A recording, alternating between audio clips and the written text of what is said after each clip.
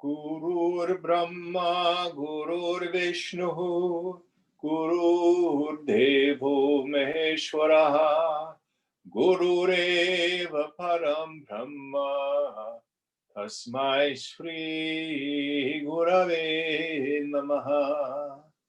Chinmayam Vyapyat Sarvam, Trilokyam Sacharacharam, Tatpadam Darshitam Yena, Tasmai Sri Gurave Namaha. Tvameva Mata cha Pita, Tvameva Bandhu cha Sakha, Tvameva Vidya Dravinam, Tvameva Sarvam Mama Deva Deva, Tvameva Sarvam Mama Deva Deva. Jai Guru. Om Sahana Bhavatu, Sahana Bhunaktu, Sahaviryam Karavavahai, Tejasvinavadhitamastu ma Vidvishavahai. Om Shanti, Shanti, Shanti. So we're in the section on the self, where Shankara is describing the self. And again, let's review what doesn't work and what does work with these meditation verses. If we objectify the self, meaning we talk about the self as if it's an external concept, it does nothing to free us.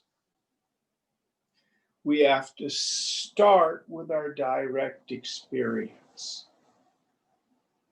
So here in class, I will frequently hold something up, the book or the phone, and I say, who sees the phone? I do. That's yourself. That is the self. You don't have a bunch of selves. You've got the self. The problem is, because of lack of investigation, I am ignorant as to its nature. So in a mind made very quiet, a sattvic mind, with the attentive faculty introverted, as we go through these meditation verses, see whether or not that's true about you. Very experience of I. Remember, you will never see yourself as an object. It is like trying to see your eyes. It is like trying to taste your tongue. Yet, the self is known by itself. How do you know you are you? And so we're going to continue to examine that. And in the scriptures, these meditation verses fall into two categories. We have verses or ideas of negation. The self is not this. It is not this. And then we have assertive verses. Again, these assertive verses do not define, they at best point. And as Mandukya Upanishad says, the self ultimately is avya padesham, upadesham, untalkaboutable. It's beyond speech, beyond the mind. All right, what's our next verse that we're on? 129. 129. Will you help us out, please, Ganesh? Sure.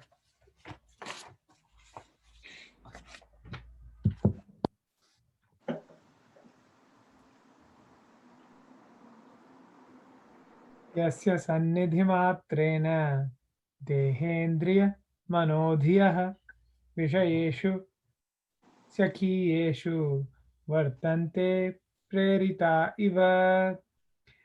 That by whose very presence the body and the sense organs, the mind and the intellect perform their respective functions like a team of servants prompted by their master.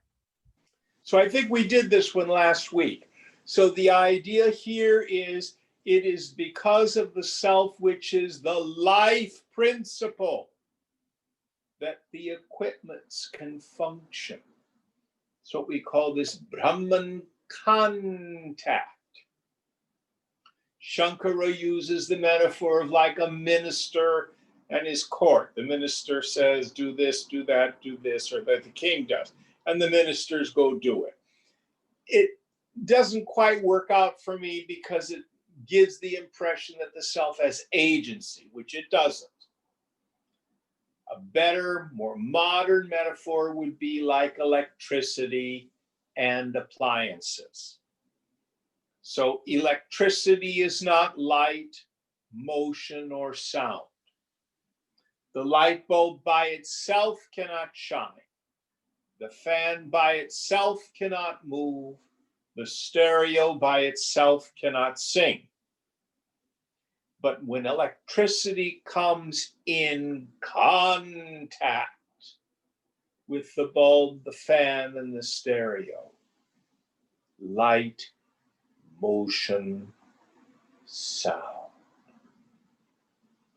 So the sense organs, the mind, the intellect, the body functions cannot move. They cannot do anything without me, the life principle that enlivens. Next one.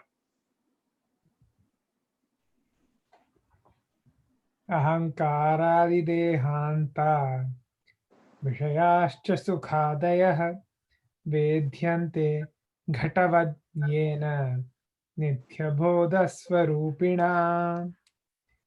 That because of which everything, the ego, the body, the sense objects, and their pleasures, etc., are known as clearly as a jar. It's of the nature of eternal knowledge. So, all these subtle and gross elements, I know them the same way I know a jar. Can you see the glass on the table? Yes. Who sees it? I do. Are you a glass? No. You're the one who sees them. So we go to the body. When you were a child, you had a little body. The body changed in adolescence, changes again in adulthood. But you have been the knower of the body and its changes. Take a deep breath. Feel the breath in the body. You know the breath in the body the same way you know a jar. Same thing with the pranas, the energy. The same thing with your feelings. I know my feelings as objects of cognition. I know my thoughts as objects of cognition. And I know the presence and the absence of egoism.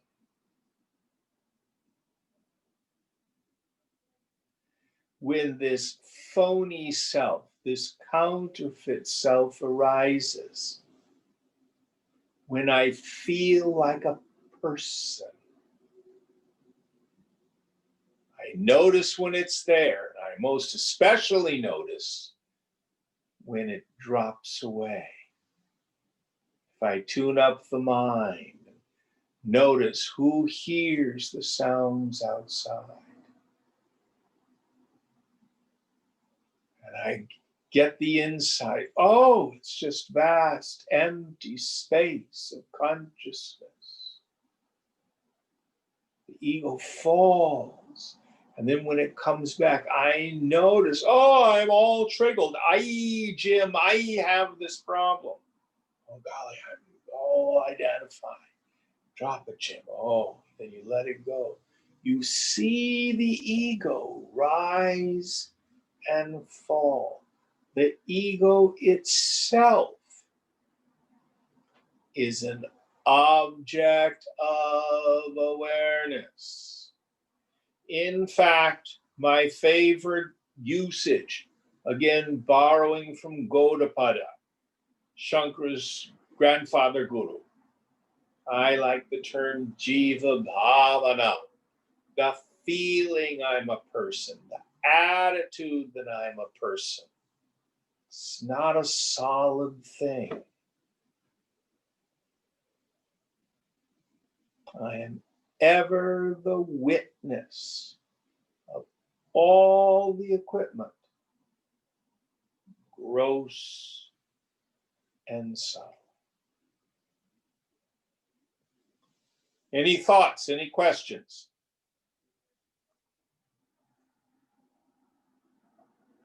Now, because egoism is a kind of thinking, my sense is, well, when I think of myself, even though I think of myself as an ego, like I'm a conscious sentient person, is there some self back there that I'm gonna like merge into or something like that?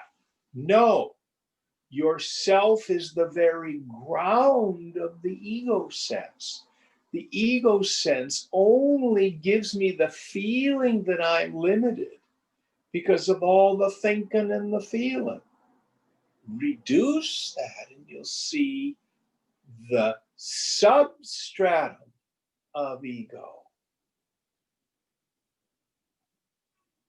The substratum of ahankara is aham, I. Unconditioned. So the ego is inert. It is not sentient in and of itself. You are sentience. Next one.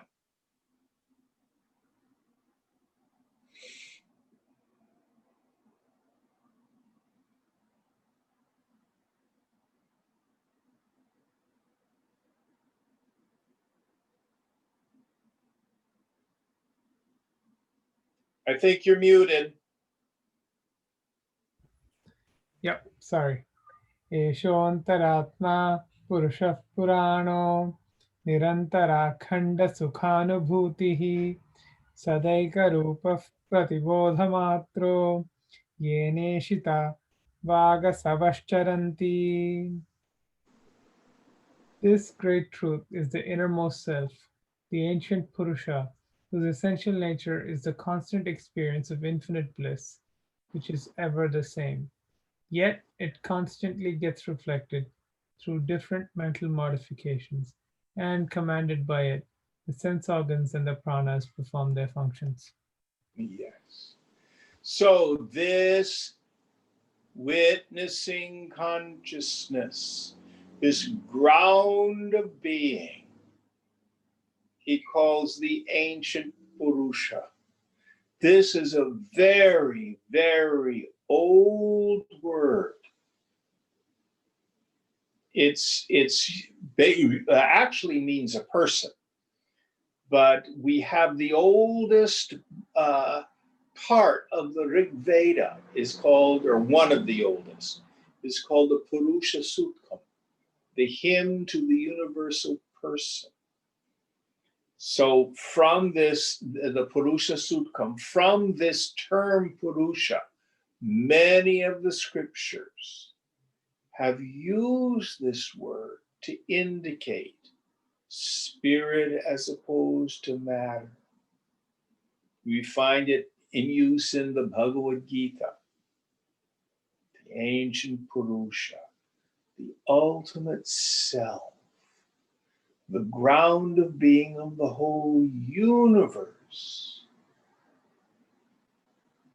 is that pure awareness, Chit, pure existence.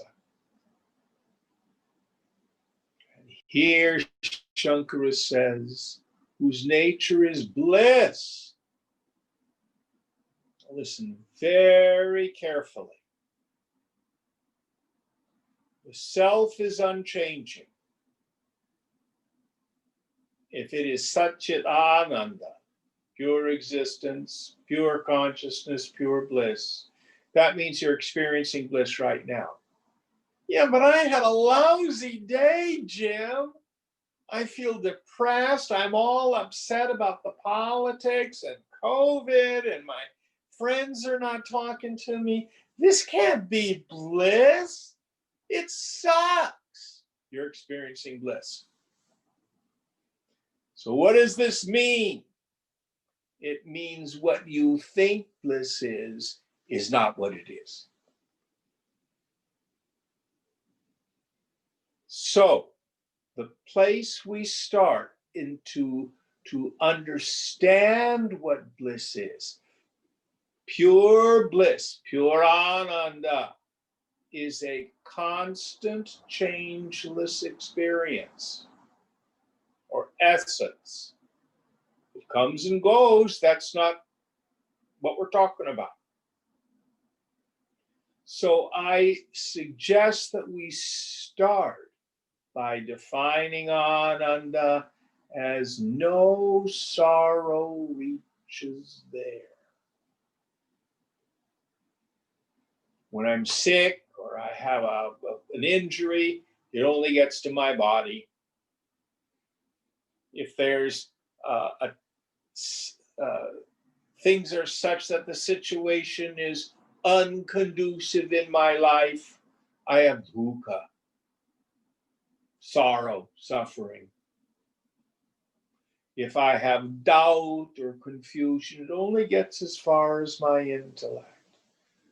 But I am ever the knower of it. None of it touches me.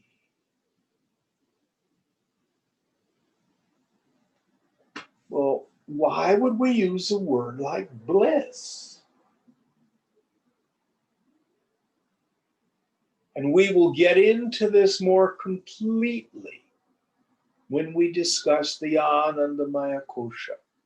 That's coming up in our discussion of the 5 sheaths. But we'll briefly touch it. When the mind is extroverted into its longing, into its craving, into its desiring, it leaves home, as it were. We call this Vikshepa Shakti, projecting power. Cause of that is spiritual ignorance. Avarana Shakti, veiling power. When the mind comes home,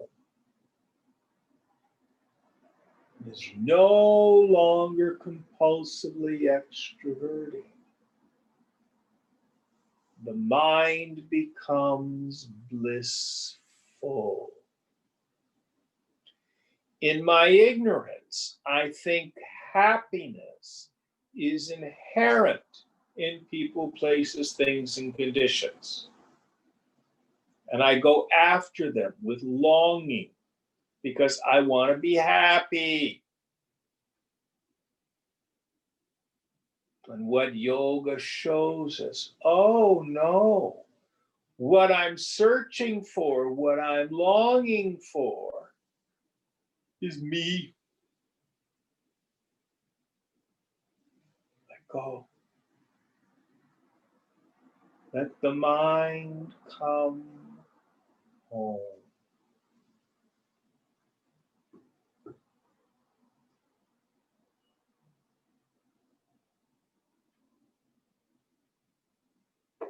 On Sunday, yesterday, we started the Sthita Prajna Purusha section of Gita. And in verse 54 of the second chapter, Arjuna says, how does the person of steady wisdom, how do they talk? How do they walk? How do they sit? What happens? What are they like?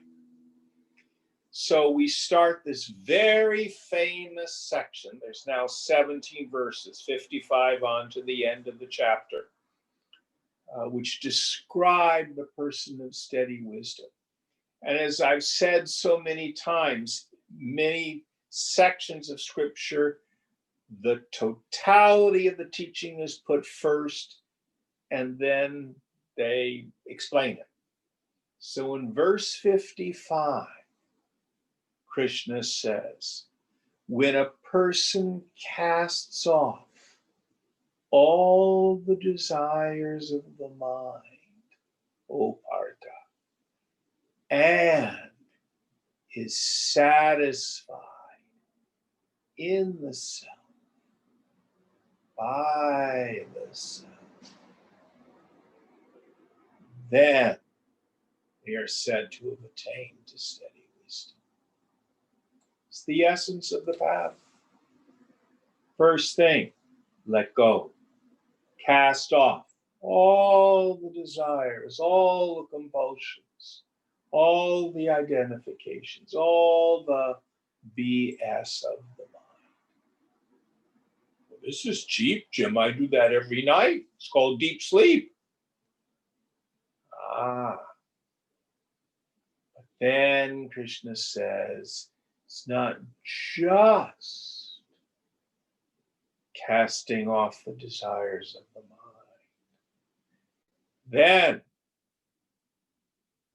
developing this trick, which we call Atmaramana, the capacity to revel in the self. So the mind has the juice of the bliss of Brahman. So we call the self Ananda, bliss absolute. You could say the fountainhead of happiness. Because when the mind abides in the self, it becomes blissful, which is what we're looking for.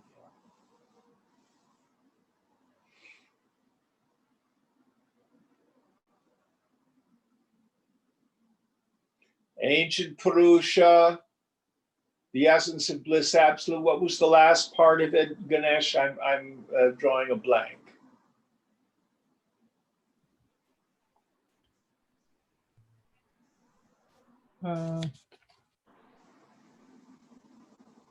It constantly gets reflected through different mental modifications. Yes. So it is like having a clear jewel that you put on colored pieces of velvet. So if you have a diamond or a piece of crystal and you set it on a red piece of cloth, the gem looks red. You put it on a blue piece of cloth, the gem looks blue, etc. So the gem itself has no color, but it seems to take on the qualities of the cloth that you put it on. So also consciousness functioning through the subtlest part of us, illuminating the world of the senses, gross and subtle, and the world of phenomena, seemed to take on those qualities. So when it functions through the eyes, it seems to be seeing. When it's functioning through the ears, it seems to be hearing. When it functions through the mind, it seems to be feeling. When it functions through the intellect, it seems to be thinking. When it illumines ahankara, egoism, it seems that I am the body, I am happy, I am sad, etc.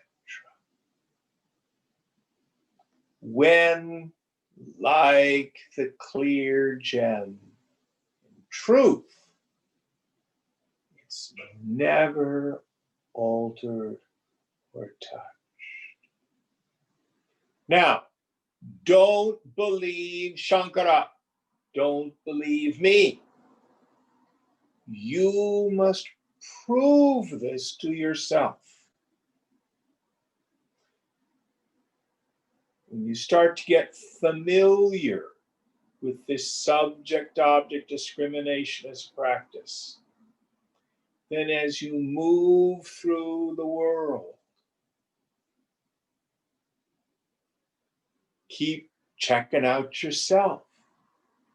See whether or not it is you that gets upset, or in fact, it's the mind that gets upset that I witness, etc. You prove to yourself whether or not the self actually undergoes modification, or it's simply the light of awareness reflected in the various conditionings, the upadhis. Any thoughts on this? Next verse.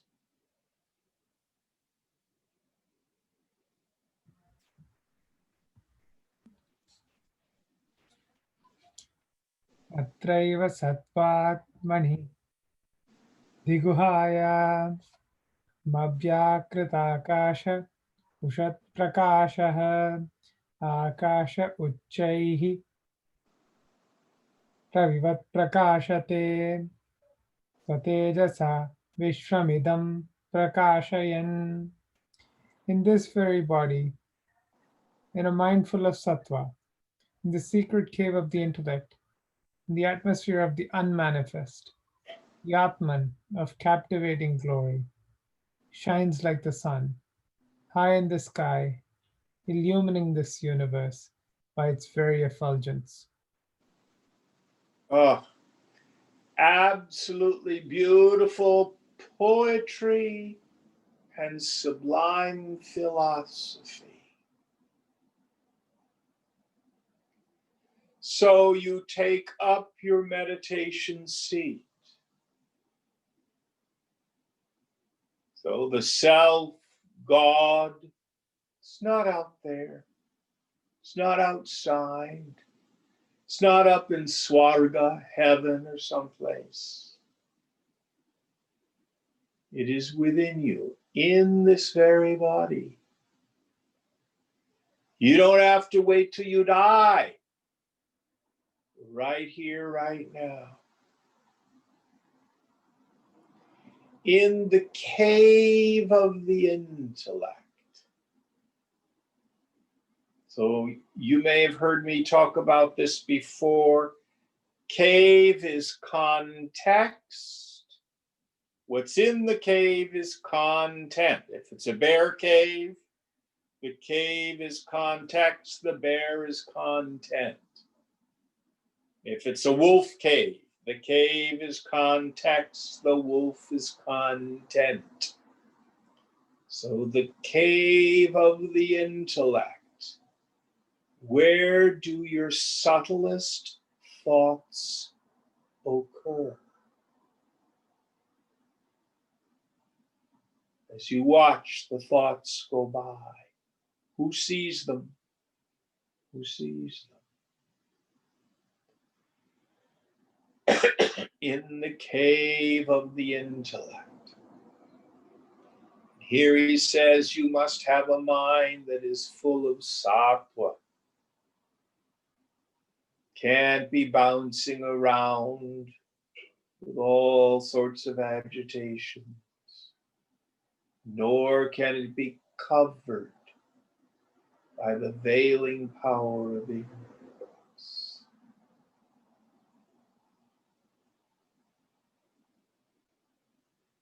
In the space between your thoughts, who sees the thoughts and the space between them?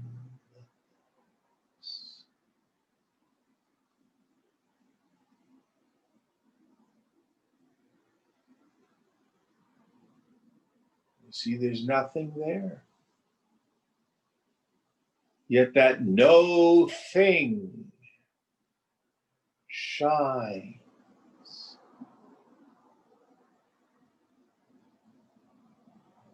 It's pure existence.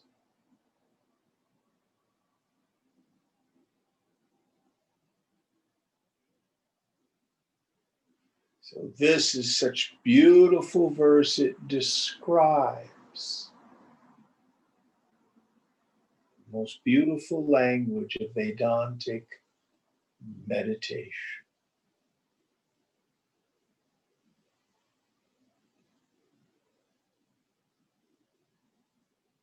Next verse.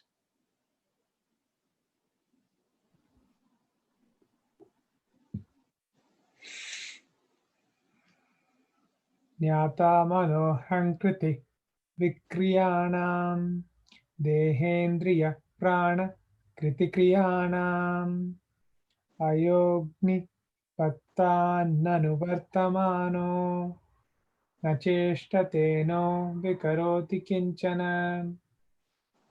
The knower of the modifications of the mind and the ego, and the activities of the body, the sense organs, and the pranas, which apparently take their forms, like the fire in a ball of iron, is the self, which neither acts nor changes in the least.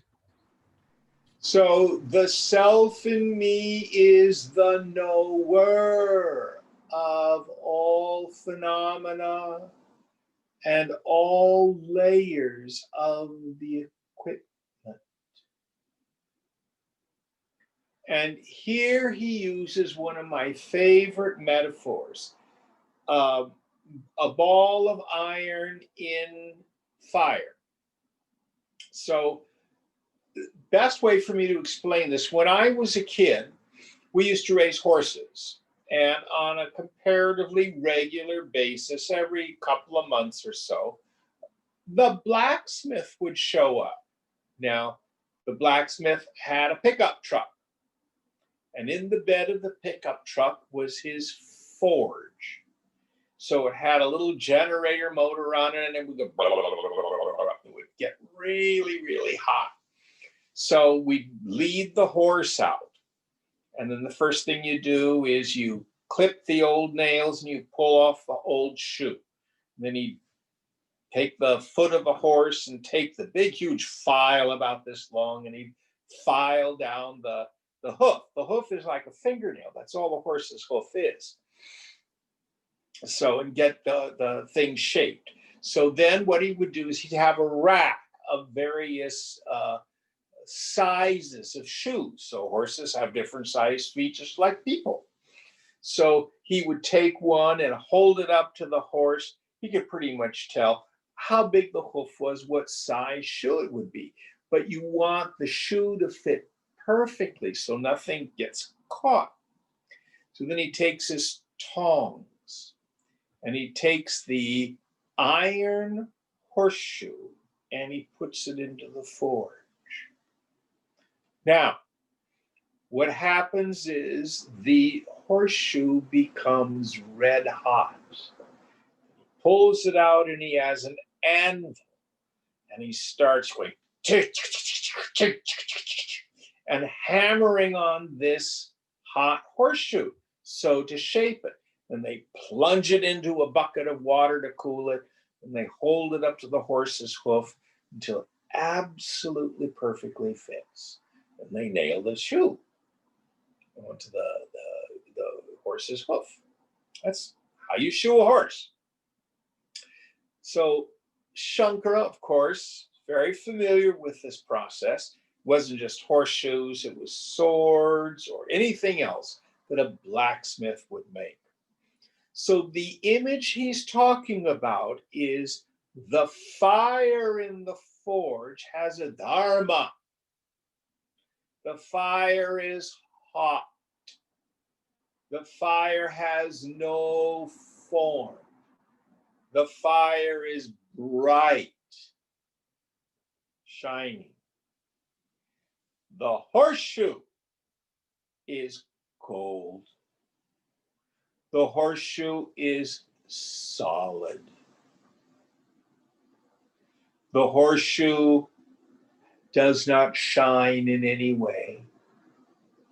But when you take the horseshoe and you put it into the forge, the horseshoe borrows the dharma of the fire in the forge.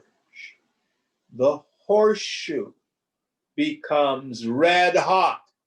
It borrows the heat. It glows red with the heat. It borrows the light. And then it can be molded. It loses its hard form. Takes nothing from the fire. Fire hasn't changed. So it's forge contact. The iron in the fire. So also the body, mind, and intellect are like the horseshoe. They're cold, inert, not luminous. You cannot talk to a corpse. You can't go dancing with a corpse. But with Brahman contact, the organs of action, hands, feet, tongue, anus, and genitals, move. The organs of knowledge perceive, eyes, ears, nose, tongue, and skin. The pranas move energy throughout the body. The mind can feel. The intellect can think. They borrow existence, sentience, and bliss from the self.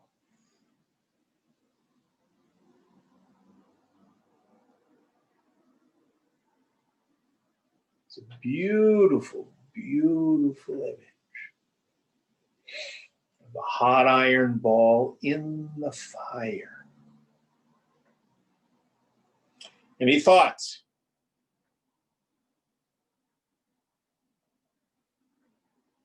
Next verse.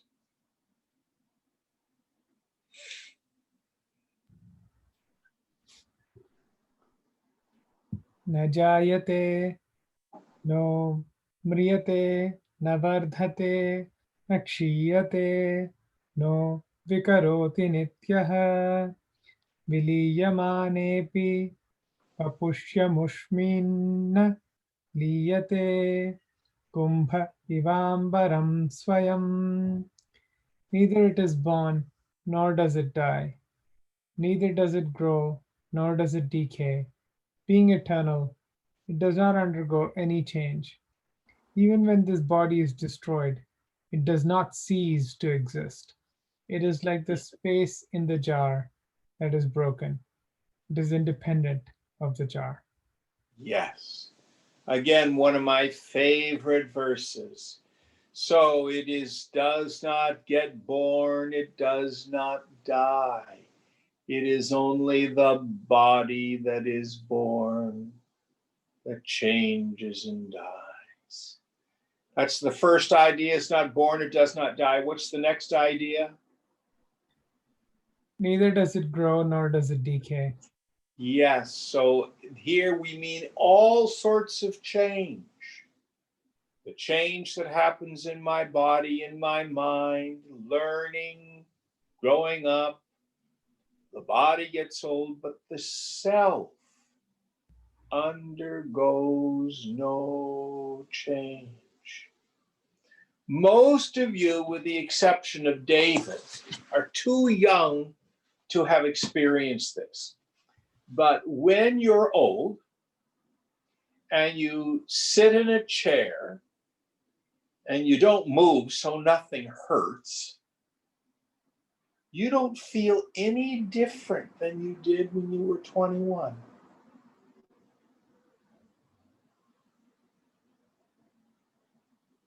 The self is ageless.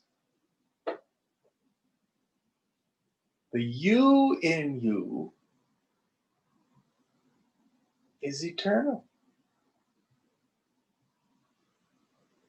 Isn't that your experience, David? Sorry, I had to unmute. That is my experience, Jim. Exactly. Yes, yes. Young people don't think of it because they haven't had this devastating experience for some people of looking in the mirror when you're over 60. What happened? I don't feel like an old man or an old woman. Why? Because I am birthless, changeless, and deathless. I'm still me.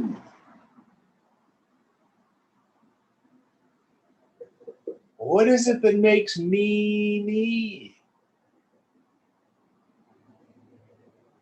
That's a great question. It's not my experience. It's not my memories. It's not my personality.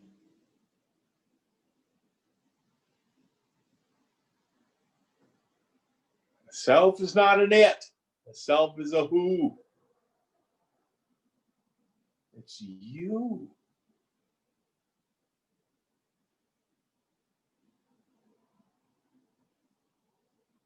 And here Shankara uses this marvelous metaphor of like the space in the jar. So here is the glass, there's space in the glass. If I move the glass around, is space moving? And if the glass breaks, what happens to the space? Nothing.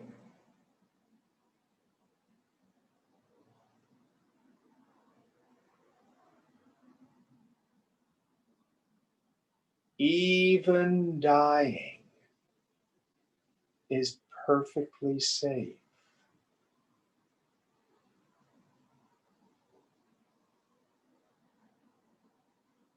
Because you are not your body.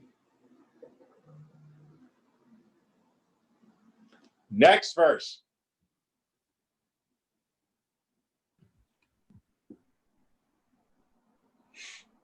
Prakriti Vikriti Bhinnaha शुद्धबोधस्वभावः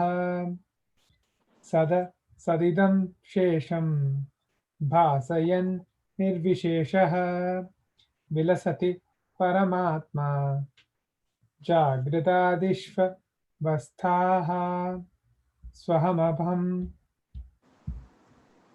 स्वहमहं हमीति साक्षात् साक्षि रूपेण बुधेः. Different from Prakriti and its modifications, is the Supreme Self, of the nature of pure knowledge. It is absolute and directly manifests the entire gross and subtle universe as the very essence behind the steady sense of egoism. It manifests itself as the witness of the intellect, the determining faculty in man. So the very ground of being of the whole universe. And the witnessing consciousness in you, they are the same thing. The self in me is not like the self in you. The self in me is the self in you. And just like microcosmically, your mind can create an individual world called the dream, so also Brahman, by its Maya Shakti, manifests this whole world.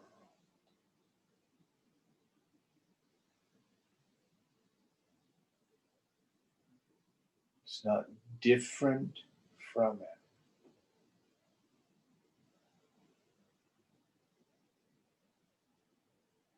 Illumines everything, yet nothing knows it, yet it knows itself. How do you know you are you? You don't see, hear, taste, touch, or smell, feel, or think yourself. Yet you are you. How do you know it? The self is its own means of knowledge.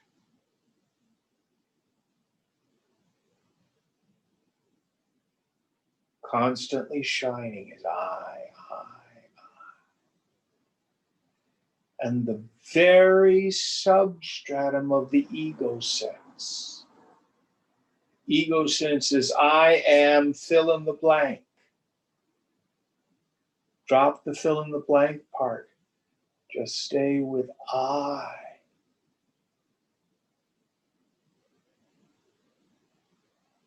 Koham, who am I?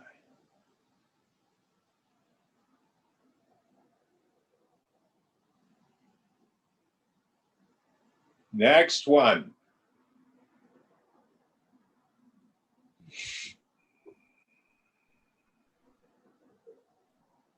नियमितमनसामुं त्वं त्वमात्मानमात्मा अन्ययं हमिति साक्षाद्विधि बुद्धिप्रसादात् जनिमरण तरङ्गापारसंसारसिन्धुं प्रतर भवकृतार्थो ब्रह्मरूपेण संस्थः.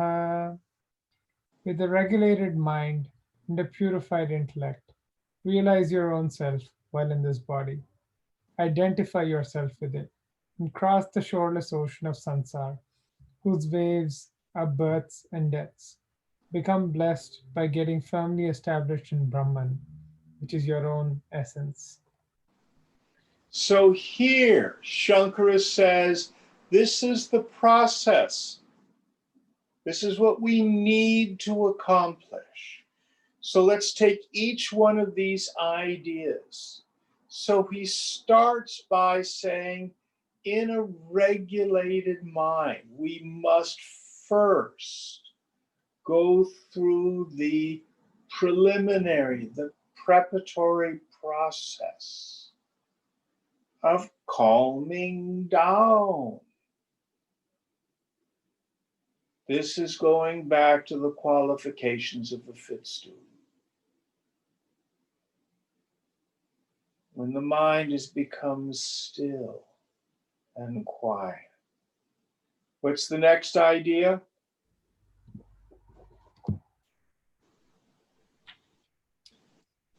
Realize your own self while in this body. Yes. It's not something we wait until after we die.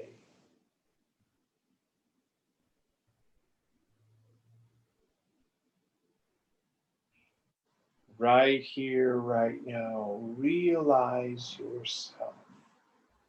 Now, listen very carefully. We're dealing with two kinds of knowledge here.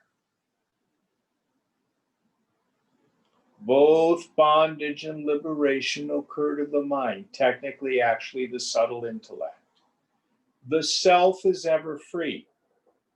It is not the self that gets realized. It's the subtle intellect that gets realized. How does this happen? There is a perfect knowledge. There is a real knowledge,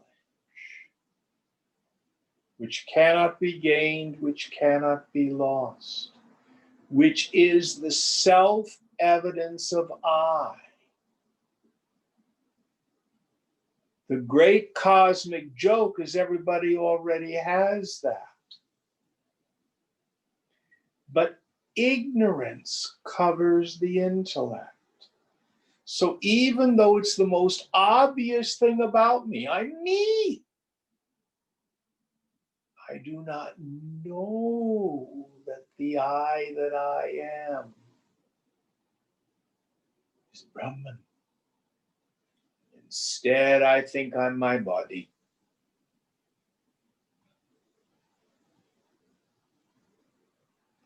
So by investigating that direct experience and reflecting on it, the subtle intellect gets this aha, this pratyabhignana, this recognition. Oh, there's nothing there. There's no me. I'm not a person.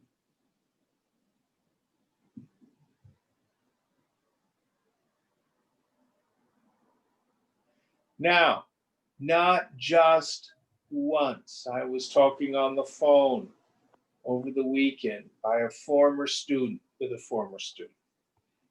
who keeps talking about this profound experience of emptiness that he had in 1995. And he keeps wanting to get back there. And he's so attached to that. And, as gently as I could, I had to say, well, that came and went, and it's in the past, and it was an experience. I'm not discounting the experience. But you are right here. Very difficult for him to let go of that experience. You are not an experience.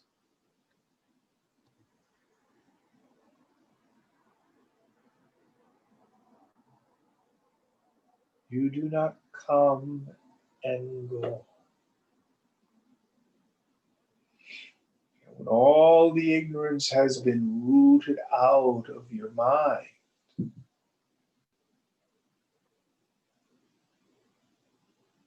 then the need for discrimination is gone. Dawns on the mind, it explodes, you get it. Oh, it's me. Without effort, you don't lose it.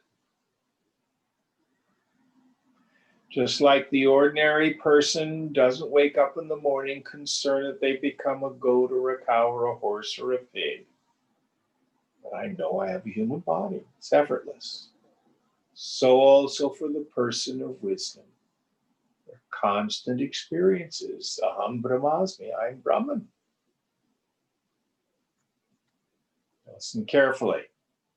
If you think you're an enlightened person, you're still a fool.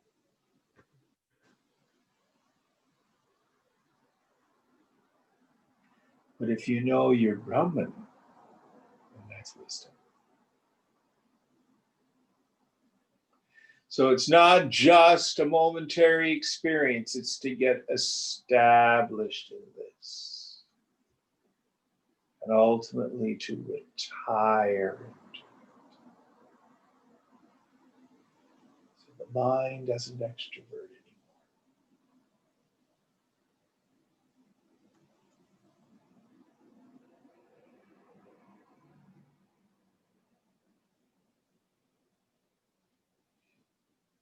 This is the path and the goal. Next one. Jim, Yes, could I ask you a question? This is Vladimir. absolutely. So just to, from that subtle intellect, that's essentially where the ego sits. That's correct. Right. Yeah. You don't, you don't have a quick tip how to turn off that subtle intellect. It's just too You don't turn it off, you see it for what it is. Let me give you an example. Can you there in your on your laptop, whatever you're watching, can you see the glass? Yes. You sure? Yes. Do you have to work at not being a glass? No. Do I have to break the glass for you No. not to be a glass? Got it. Does anything have to happen to the glass? Isn't it pretty obvious you're not a glass? Yep. That's the key. That's the key. You don't fix the ego. You don't turn it off. You don't beat on your subtle intellect.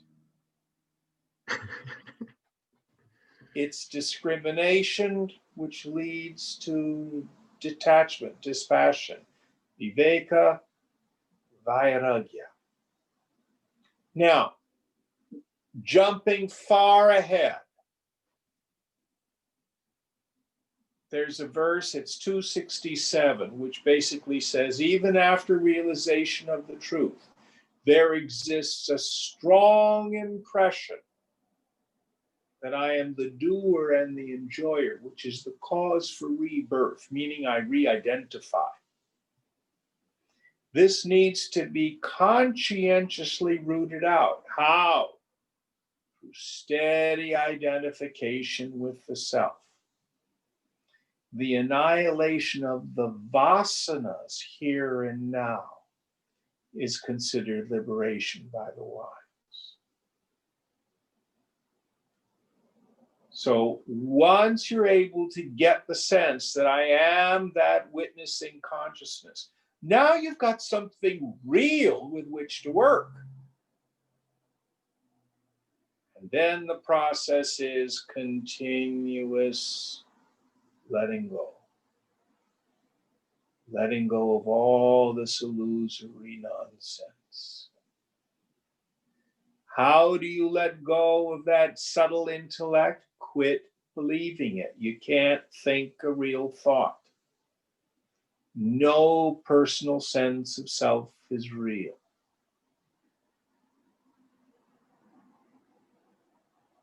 And be honest about where your attachments are.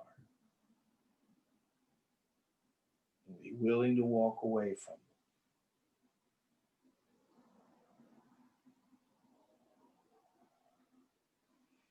Is that useful? Yes, very. Thank you.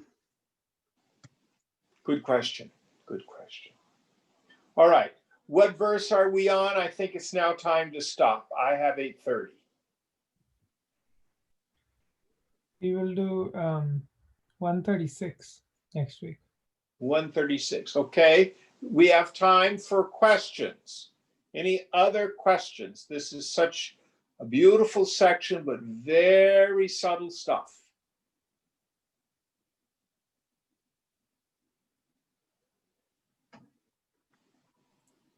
Yes, Jim, this is David. I have a question on it's Shloka 132. That doesn't help me because I can't see it in the book. No What's problem. it say? So it's back toward the beginning of what we talked about. It was the phrase in the secret cave of the intellect, in the atmosphere of the unmanifest. Oh, thank you. I didn't address that. So manifestation is when stuff is there. So the atmosphere of the unmanifest, meaning let everything go. Get rid of all the stuff. Okay, that makes sense.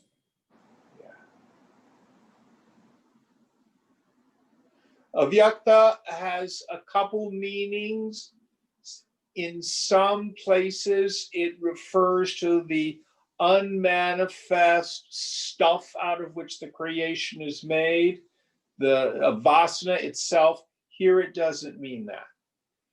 Here, when we say in the atmosphere of the unmanifest. So thinking and feeling and perceiving is manifesting stuff. So let the mind become as still, as quiet as it can be. In that space between your thoughts.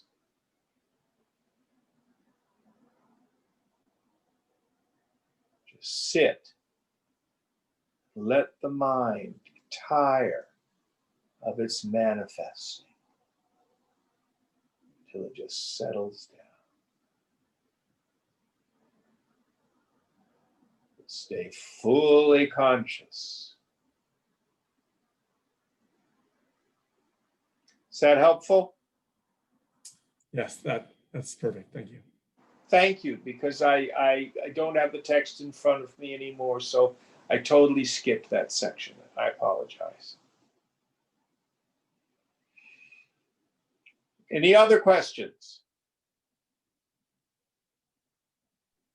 This reminds me of something Nisarga to Maharaj said. Can I share it? Or Please. as every taste of salt pervades the great ocean, and every drop of seawater carries the same flavor, so every experience gives me the touch of reality, the ever-fresh realization of my own being. Absolutely. It's the experiences that prove that I am, not that they are there, but that I experience them. And well, actually, I will push back on that. Okay. Quit having experiences and see if you disappear. Yeah. But what I'm saying is those experiences validate who I am. That I You got exist. it. You can't have an experience without you being there to know. Exactly. Excellent. And it's just the experiences themselves that prove to me that I am being. Yeah. And our only real doubt is what is the nature of that which is doing all the illuminating experiencing. Of these experiences. Yeah.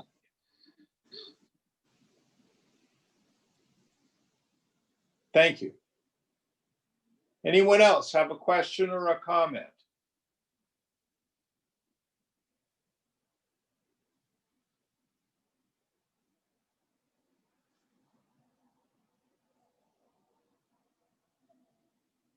All right, I'm going to take a quick bathroom break and then we'll sit.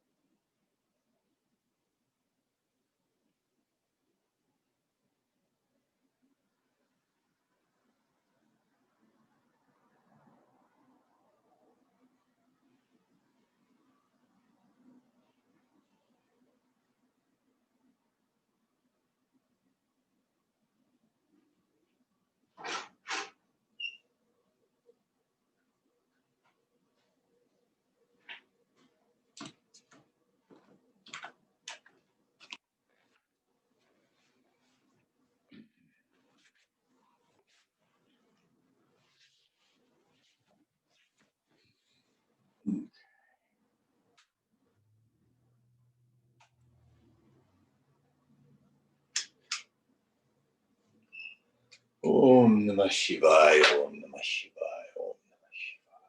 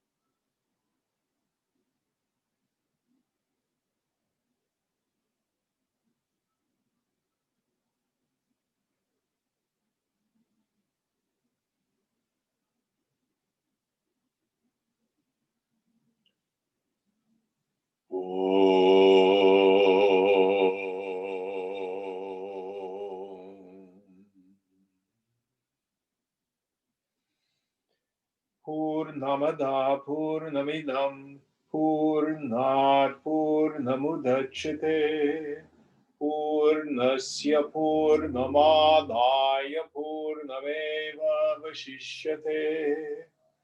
Om Shanti Shanti Shanti. Hari Om Sri Guru Pyo Namaha. Hari Om. Om Tat Sat.